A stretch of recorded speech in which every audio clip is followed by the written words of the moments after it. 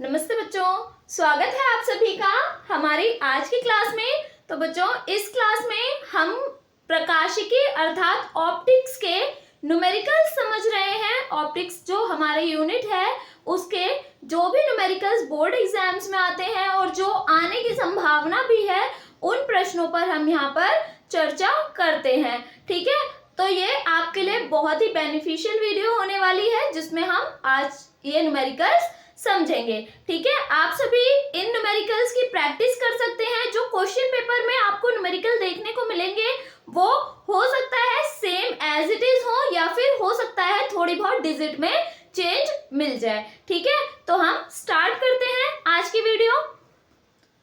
तो हमारा जो पहला प्रश्न है वो सबसे पहले अगर मैं बात करूं तो आज मैं जो प्रश्न आपको बताने जा रही हूं वो लेंस मेकर के सूत्र पर आधारित है।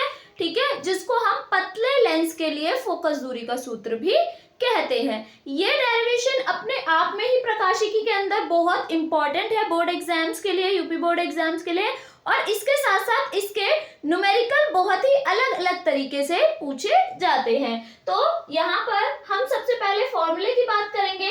तो पतले लेंस के लिए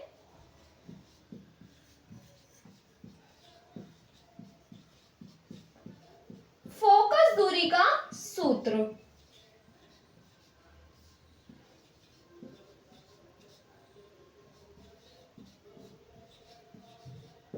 तो पतले लेंस के लिए जो फोकस दूरी का सूत्र है उसी को हम लेंस मेकर सूत्र भी कहते हैं। अर्थात इसी फॉर्मूले के आधार पर हमारे लेंस को बनाया जाता है। तो लेंस मेकर सूत्र फॉर्मूला हमारा इसका होता है 1/f। तो यहाँ पर फोकस दूरी का सूत्र है तो हम f के आधार पर ही लिखेंगे। तो 1/f is equal to n-1 1/r1 minus 1/r2। इस तरीके से हमारे लिए हो जाती है जो लेंस मेकर सूत्र की उत्पत्ति, जहां पर f हमारा फोकस दूरी, n यहाँ पर अपवर्तनांक है। ठीक है, आपको यहाँ पर n की जगह म्यू भी देखने को मिल सकता है। ठीक है, r1 और r2 जो लेंस लिया है उसके वक्रता त्रिज्याएं हैं। ठीक है, तो इस आधार पर हम प्रश्न इसी फॉर्मूले पे आधारित करते हैं। तो पहला प्रश्न हमारे सामने जो है वो एक द्विउत्तल लेंस है। ठीक है, एक द्विउत्तल लेंस जिसकी वक्रता त्रिज्याएं अर्थात r1 और r2 दे रखा है। तो मैं यहाँ पर द्विउत्तल का अर्थ होता है बच्चों दोनों साइड क्या है उसकी उत्तल। ठीक है, यानी दोनों पृष्ठ क्या है उसके उत्तल है। ये वाला पृष्ठ भी उत्तल और ये वाला पृष्ठ भी उत्तल है। तो यानी द्विउत्तल लेंस की वक्रता त्रिज्याएं दे रखी है हमें r1 और r2, जो कि दे रखी है हमें 15 सेंटीमीटर व 30 सेंटीमीटर।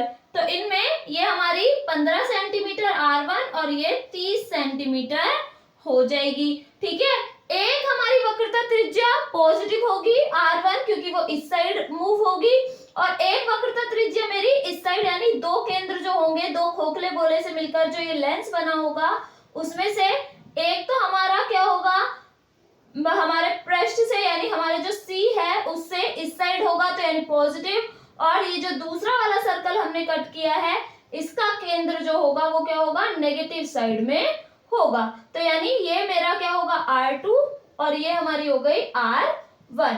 तो यहाँ पर r1 प्लस की हो गई और r2 क्या होगा माइनस का 30 होगा। ठीक है, उत्तल के केस में। नेक्स्ट हमें कहा गया है 1.65 अपवर्तनांक वाले द्रव में डुबोने पर इसकी फोकस दूरी क्या होगी।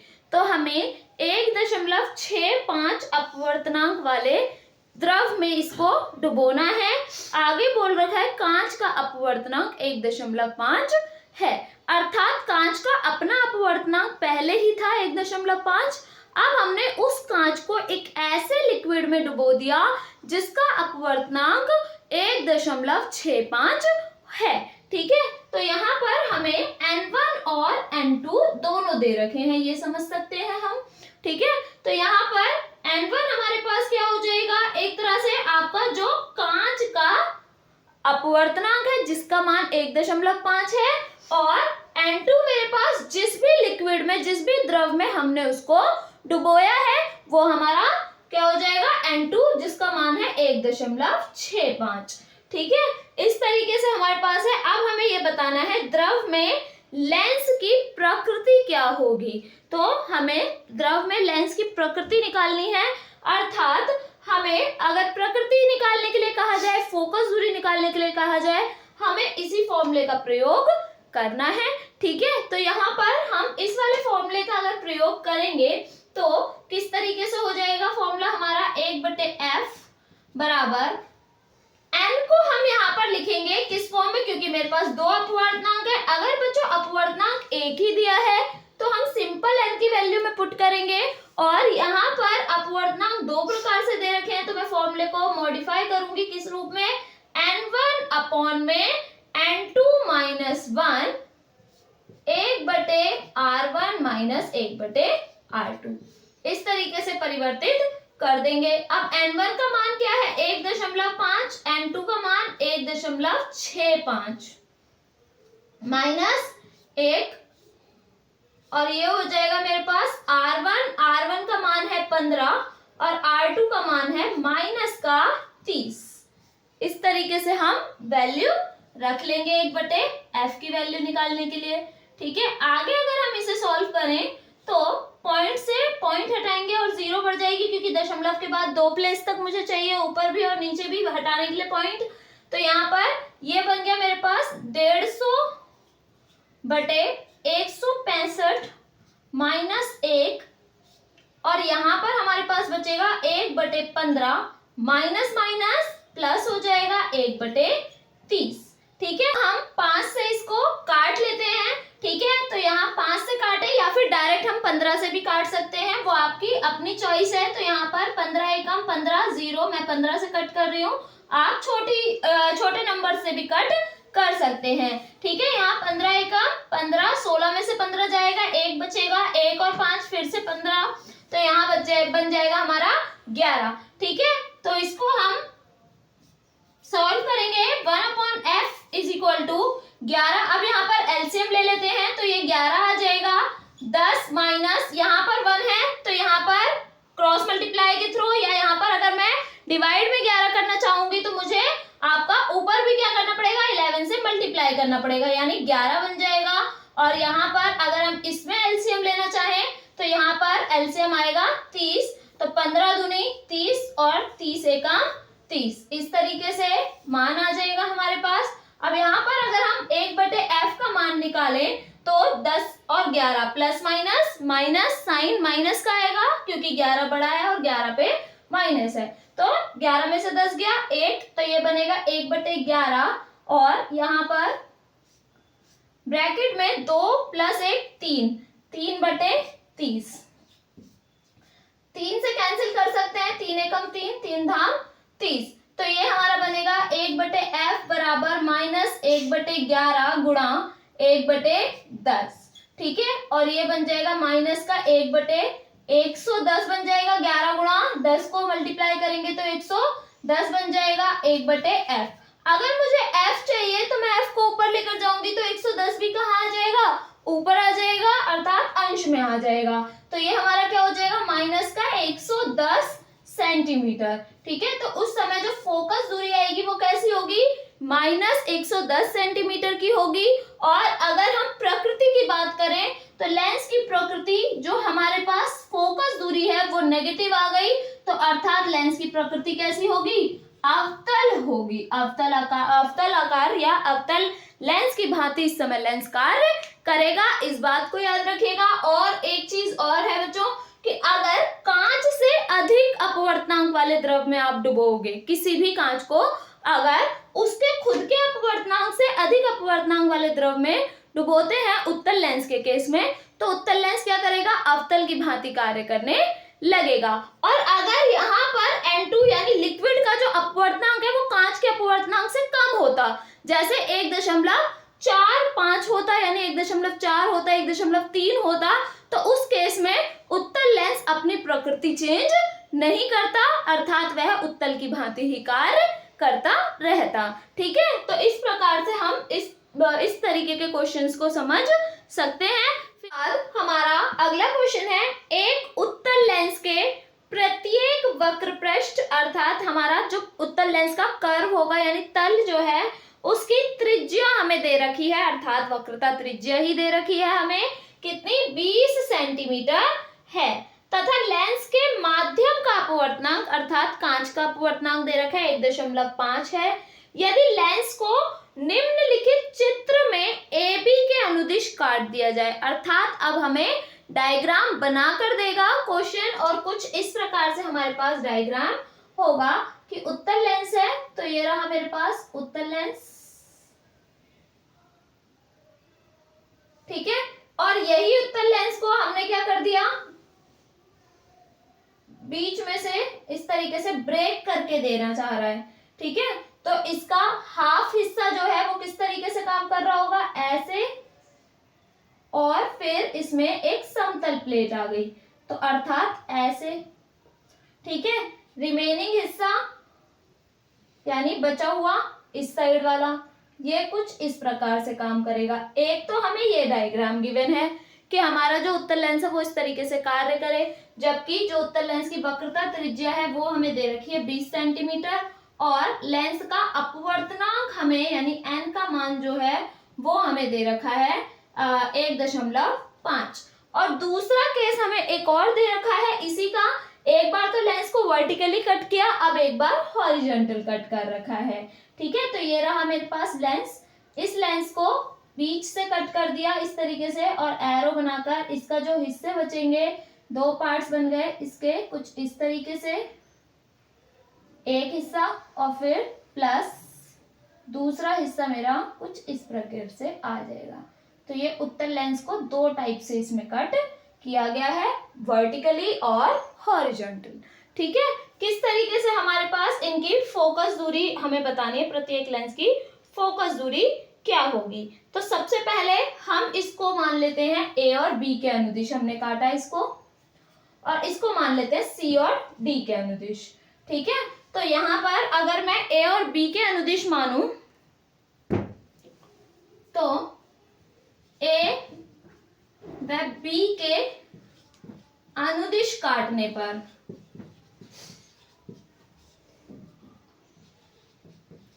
अगर मैं ए और बी के अनुदिश काटती हूं लेंस को तो किस तरीके से काम करेगा, समझिएगा बच्चों। इस समय जो हमारा लेंस है वो इन दो भागों में कट चुका है, तो मैं एक भाग को ले रही हूं जिनमें से एक भाग क्या हो गया, समतल प्लेट की तरह, और एक हो गया मेरा क्या, उत्तल की तरह। तो अर्थात इस स्थिति में जो R1 है वो तो मेरा क्या हो जाएगा 20 सेंटीमीटर, और R2 जो है वो दूसरा वाला कैसा हो गया मेरा, समतल। तो समतल की जो फोकस दूरी वो क्या होती है, अनंत। तो फोकस दूरी अनंत, तो वक्रता त्रिज्या फोकस दूरी का दोगुना होता है, तो अनंत का दोगुना मतलब अनंत। तो यहाँ पर R2 जो है वो क्या हो जाएगा, अनंत हो जाएगा, और n का मान हमें दे रखा है 1.5। तो यहाँ पर मैं इसको सॉल्व करूंगी तो फोकस दूरी का वही सूत्र जैसा लेंस मेकर में यूज करना है हमें। तो 1.5 n की जगह, जैसे मैंने बताया था कि कभी कभी n के रूप में ही आ जाता है, n1 n2 नहीं देता, तो हमें इस प्रकार से रखना है डायरेक्ट n -1 1 में R1 20 है, -1 में R2 अनंत है। ठीक है, यहाँ पर 1.5 में से एक गया, ठीक है, यानी 1.5 में से आप एक को घटा दे रहे हैं तो 0.5 आ जाएगा, गुणा 1 अनंत क्या होता है 0, 1 अनंत का जो मान होता है वो क्या हो जाता है 0 हो जाता है, क्योंकि अनंत अपने आप में 1/0 होता है। तो 4 टर्म फर्स्ट टर्म में चली जाएगी तो ये 0 कर देगी। ठीक है, तो ये पूरी टर्म मेरे पास 0 हो गई, तो बचा क्या, केवल 1/20। ठीक है, पॉइंट हटा लेंगे 200 आ जाएगा। ठीक है, आप 5 से कैंसिल करेंगे, 5 एकम 5, 5 चौक 20, 0। तो ये हमारे पास क्या चल रहा था, 1/f का मान क्या आ जाएगा 1/40, और अगर मैं f का मान निकालूं तो 40 ऊपर चला जाएगा, तो यहाँ पर 40 सेंटीमीटर आ जाएगा जो मेरी फोकस दूरी आएगी इस समय। ठीक है, यानी AB के अनुदिश कट करने पर जो फोकस दूरी का मान है वो क्या हो गया, 40 सेंटीमीटर हो जाएगा। अगर मैं इसी को सी और डी के अनुदिश कट करना चाहती तो कैसे होता, तो वो भी करके देख लेते हैं। यहाँ पर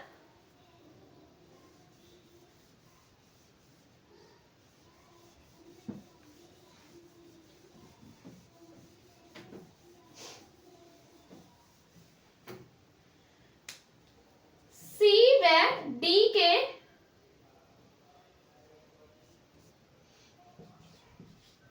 अनुदिश लेंस को काटने पर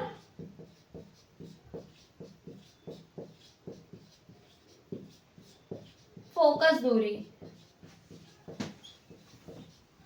अब फोकस दूरी हमारी किस तरीके से होगी, अब R1 हमारे पास 20, R2 मेरे पास फिर से 20 होगा, ठीक है, आपका माइनस का 20 होगा और इवन n का मान हमारा 1.5 ही रहेगा, ठीक है। इसको हम यूज करते हैं फॉर्मूले में 1/f बराबर n-1, 1/R1 माइनस 1/R2।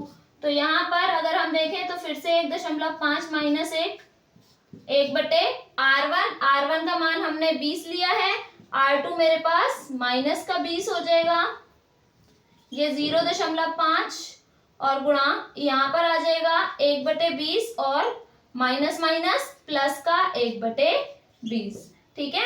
यहाँ पर एलसीएम लेंगे तो ये हो जाएगा 20 हो जाएगा मेरे पास एलसीएम, ठीक है, और यहाँ पर ये हो जाएगा 1 + 1 यानी 2, 10 बार में जाएगा, ठीक है आपका, और 1/f की वैल्यू चल रही है, तो यहाँ पर 1/f का मान जो है वो आ जाएगा 0.5 गुणा, यहाँ पर 2 एकम 2 रह गया था तो 1/10, पॉइंट हटाएंगे 100 हो जाएगा, 5 एकम 5, 5 दूनी 10 और 0, 1/f का मान आ गया 1/20, और अगर मैं f का मान निकालना चाहूं तो क्या आ जाएगा, 20 सेंटीमीटर आ जाएगा, ठीक है। तो इस तरीके से हमारा CD के अनुदिश अगर हम कट करते हैं तो मेरा लेंस जो है यानी लेंस की फोकस दूरी जो है वो 20 सेंटीमीटर की तरफ व्यवहार करेगी, ठीक है।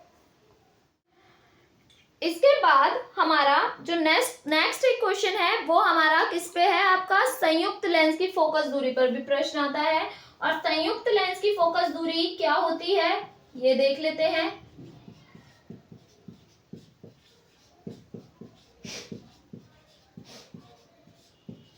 संयुक्त लेंस की फोकस दूरी की अगर बात की जाए तो 1/f बराबर 1/f1 प्लस 1/f2 इस तरीके से होती है यदि मैं दो लेंसों को आपस में संयोजित करती हूं तो, ठीक है। तो प्रश्न है हमारा जो कि एनसीईआरटी का ही है, किसी 30 सेंटीमीटर फोकस दूरी के उत्तल लेंस के संपर्क में रखे 20 सेंटीमीटर फोकस दूरी के अवतल लेंस के संयोजन से बने संयुक्त लेंस की फोकस दूरी क्या होगी।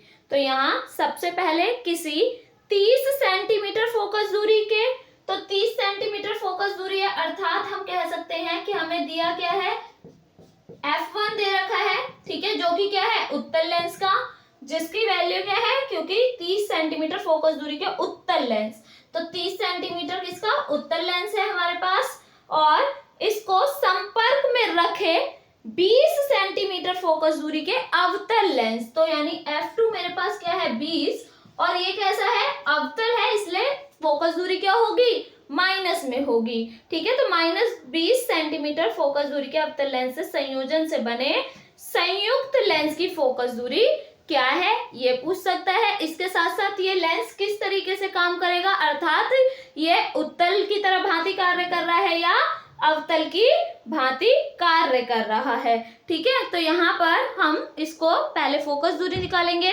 उसके बाद ही हम डिसाइड कर पाएंगे, ठीक है। तो यहाँ पर संयुक्त लेंस की फोकस दूरी का फॉर्मूला लगेगा,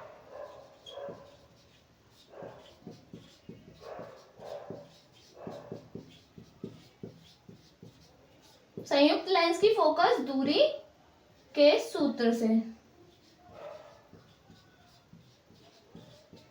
सूत्र है 1/f बराबर 1/f1 प्लस 1/f2, ठीक है। 1/f1, f1 का मान क्या है 30, f2 का मान क्या है मेरे पास 1/-20, 20। ठीक है, यहाँ पर हम निकालेंगे 1/f बराबर 1/30 प्लस माइनस माइनस हो जाएगा 1/20। ठीक है, एलसीएम ले लेते हैं, 60 इसका एलसीएम बनेगा। ठीक है, 30 को 60 बनाने के लिए 30 दूनी 60 यानी ऊपर नीचे दोनों जगह 2 से गुणा करनी पड़ेगी। 20 को 60 बनाने के लिए 3 से गुणा करनी पड़ेगी। तो यहाँ पर 2 एकम 2, ठीक है, माइनस 3 एकम 3। तो यहाँ 3 में से 2 गया, 1 बचेगा, माइनस का 1 बचेगा क्योंकि 3 बड़ा है और वो माइनस के साथ है, तो माइनस 1/60 आ जाएगा। अगर मैं इसको फोकस दूरी को ले जाऊं ऊपर तो ये हो जाएगा माइनस का 60 सेंटीमीटर। इस स्थिति में जो फोकस दूरी है लेंस की वो क्या आ गई, 60 सेंटीमीटर। और लेंस की प्रकृति जो है वो अभी मैंने आपको बताया था कि अगर माइनस में आएगी तो प्रकृति कैसी हो गई, अवतल की भांति। ठीक है, तो प्रकृति अवतल, या कभी कभी इसका दूसरा नाम आ जाता है अवतल का ही, जिसको हम कहते हैं अपसारी लेंस की भांति ये कार्य करेगा। ठीक है,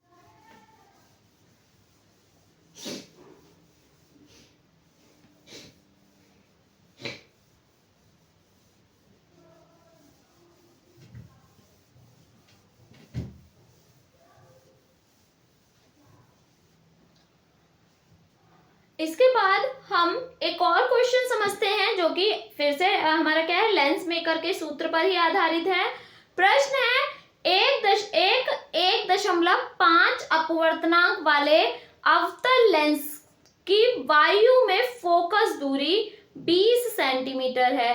तो मुझे लेंस की दे रखी है, लेंस का अपवर्तनांक दे रखा है, अर्थात n दे रखा है एक तरह से 1.5। ठीक है, अपवर्तनांक वाले लेंस की वायु में फोकस दूरी, तो वायु में फोकस दूरी दे रखी है किसकी, कांच की। तो मैं इसे ANG भी लिख सकती हूँ क्योंकि आगे इसने कंडीशन आगे और दे रखी है। तो कांच आपका वायु के सापेक्ष कांच का अपवर्तनांक हमें सिंपल दे रखा है। उसके बाद वायु में फोकस दूरी 20 सेंटीमीटर है। फोकस दूरी इस बार खुद से ही दे रखी है, यानी f का मान हमें दे रखा है कितना, 20 सेंटीमीटर।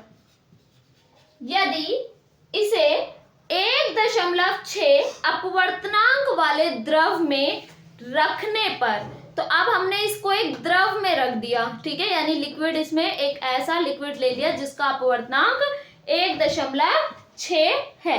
तो लिक्विड भी जो हमारा लिया होगा वो हमने किसके, वायु के सापेक्ष ही लिया होगा। तो ANL सिंपल हम ये लिख सकते हैं कि ANL की जो मान दे रखा है वो है मेरा 1.6 अपवर्तनांक वाले द्रव में रखने पर लेंस की फोकस दूरी और हमें प्रकृति बतानी है। तो यानी नई फोकस दूरी कह सकते हैं, f' ले लेती हूं, और इसकी प्रकृति भी हमें बतानी है। ठीक है, तो यहाँ पर हम अगर इसको सॉल्व करेंगे तो किस तरीके से करेंगे ये समझते हैं। तो सबसे पहले लेंस मेकर का सूत्र लगाकर देखते हैं। अवतल लेंस है, ठीक है, सूत्र में हमने सबसे पहले अवतल लेंस ही लिया था। हाँ, अवतल लेंस है, इसीलिए फोकस दूरी क्या रहेगी, नेगेटिव में। ठीक है, तो स्टार्ट करते हैं। तो 1/f जो दे रखा है इज इक्वल टू n-1 1 में r1 माइनस 1 में r2। r1 r2 मुझे दे नहीं रखा, मैं इसमें निकाल लूंगी। 1/f की वैल्यू क्या है हमारे पास बेटा, माइनस का 20 बराबर n का मान मेरे पास 1.5 है, क्योंकि मैं अभी पहली स्थिति में ले रही हूँ, तो पहली स्थिति में कांच वाली ही कंडीशन यूज हो रही है। तो यहाँ पर फोकस दूरी जो है वो केवल इस वाली कंडीशन के लिए है, क्योंकि लिक्विड के बाद तो हमें फोकस दूरी निकालनी है। तो यानी हम फोकस दूरी के साथ जो हम अपवर्तनांक लिखेंगे वो वायु के सापेक्ष कांच का अपवर्तनांक वाला लिखेंगे।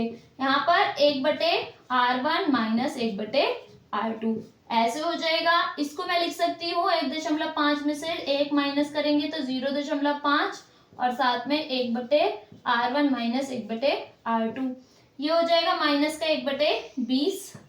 अब मुझे 1/r1 माइनस 1/r2 निकालना है, तो मैं इसके साथ क्या देखूंगी, ये मल्टीप्लाई हुए हैं, डिवाइड में आ जाएगा।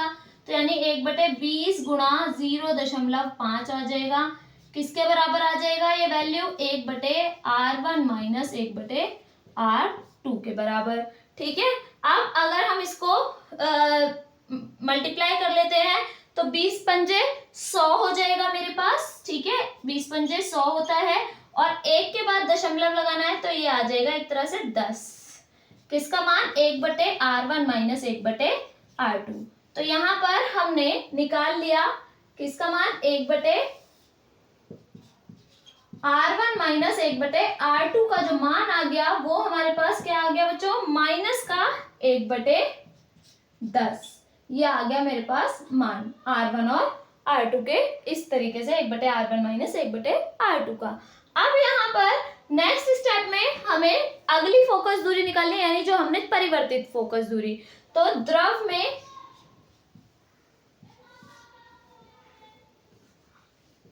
डुबोने पर फोकस दूरी, द्रव में डुबोने पर फोकस दूरी कैसे निकालेंगे? तो यहाँ पर फोकस दूरी अब क्या होगी? F डैश बराबर n के लिए हम क्या लिख लेंगे? अब आ जाएगा यहाँ पे LNG, ठीक है। इस तरीके से हम निकाल लेंगे, ठीक है। LNG -1, क्योंकि द्रव के सापेक्ष कांच का अपवर्तनांक रखेंगे यहाँ पर 1/R1 माइनस 1/R2। अब इसको अगर हम देखें LNG तो इसको हम लिख सकते हैं, जो पीछे होता है उसको ऊपर लिख लेते हैं ANG डिवाइडेड बाय ANL, ऐसे बन जाएगा। जो आगे होगा वो डिवाइड में आएगा, ठीक है, डिनोमिनेटर यानी हर में, और जो पीछे होगा वो अंश में आएगा यानी न्यूमरेटर में। ANG अपॉन में ANL -1 और आ जाएगा 1/R1 माइनस 1/R2। अब मुझे वैल्यू पुट करनी है। ANG की जो वैल्यू है वो क्या है? 1.5। ANL की वैल्यू हमारे पास 1.6 माइनस 1 और 1/R1 माइनस 1/R2 की जो मान पूरा आया है इन पूरी टर्म का मिलाकर के वो आया माइनस का 1/10। तो इसको हम माइनस का 1/10 रख लेंगे। पॉइंट से पॉइंट हटा लेते हैं तो ये बन जाएगा मेरे पास 15, ठीक है। और एलसीएम लेंगे तो ये 16 ले लेते हैं, तो यहाँ पर ये 16 पहुंच जाएगा गुणा माइनस 1/10। तो यहाँ पर 15 में से 16 में से 15 गया, 1 बचेगा माइनस का 1, क्योंकि 16 बड़ा है तो माइनस का 1/16 बचेगा यहाँ पर, और गुणा माइनस का 1/10। माइनस माइनस प्लस हो जाएंगे, 1/16 गुणा 10 160 हो जाएगा। तो क्या आ गया मेरे पास? 1/F डैश चल रहा था यहाँ से यहाँ तक। अगर मैं F डैश को निकालूंगी तो 160 ऊपर जाएगा, तो 160 आपका सेंटीमीटर। आप देखेंगे कि जो फोकस दूरी है, नई फोकस दूरी वो प्लस की आई है, जबकि पहले फोकस दूरी नेगेटिव थी तो वो उत्तल लेंस की तरह काम कर रहा, वो सॉरी अवतल लेंस की तरह काम कर रहा था। अब फोकस दूरी जो नई आई वो पॉजिटिव आ गई, अर्थात लेंस की प्रकृति कैसी होगी? हमारी उत्तल या फिर हमारा अभिसारी भी कहा जा सकता है। उत्तल को हम अभिसारी भी कहते हैं, तो ये अभिसारी लेंस की भांति कार्य करेगा। इस तरीके के क्वेश्चंस भी बोर्ड एग्जाम्स में आते हैं, तो आपको परेशान नहीं होना। जैसे जैसे जो जो कंडीशन दे रखी है उनसे कोई एक स्पेसिफिक मान, जैसे यहाँ पर ही हमने निकाल लिया था, और उसका प्रॉपर यूज हम इसमें कर सकते हैं, ठीक है। तो आई होप आप सभी को समझ में आया होगा, और इस तरीके की जो लेंस की प्रकृति, लेंस की फोकस दूरी पर आधारित लेंस मेकर पे बहुत फॉर्मूले, बहुत ज्यादा क्वेश्चंस इसमें बनने के चांस होते हैं। तो होप सो आपको समझ में आया होगा। Thank you so much for watching.